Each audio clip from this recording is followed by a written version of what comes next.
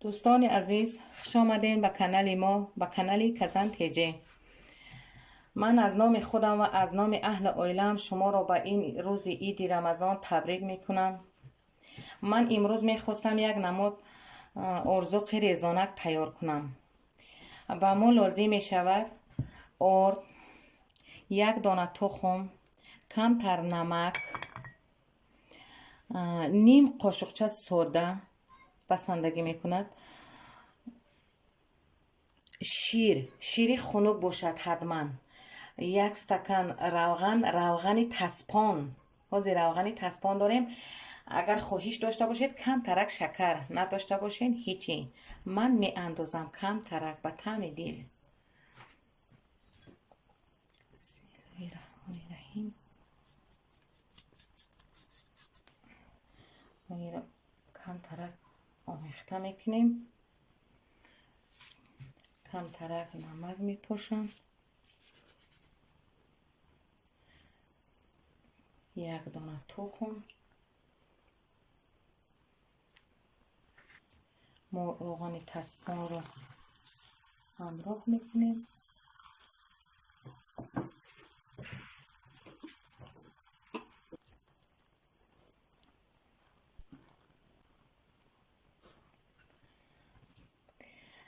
من با طعم دل کم ترک شکر میپوشم. کم تر، بسیار نه.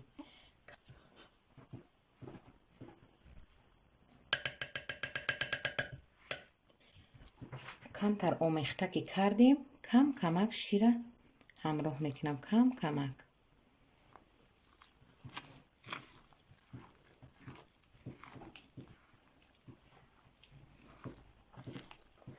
اگه نه ملایم بیاید نه سختی بر.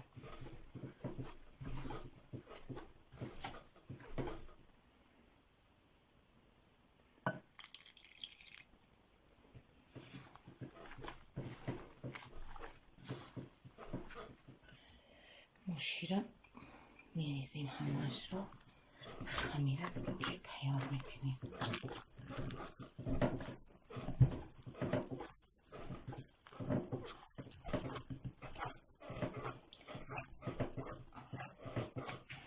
آزاقیمو تیار شد.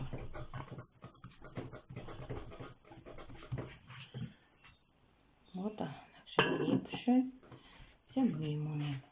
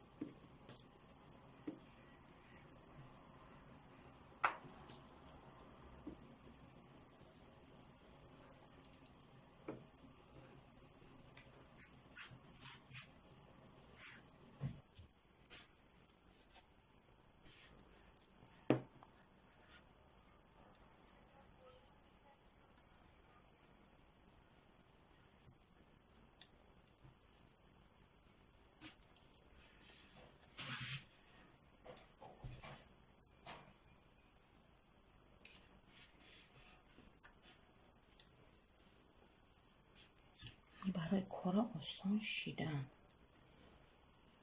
تیاره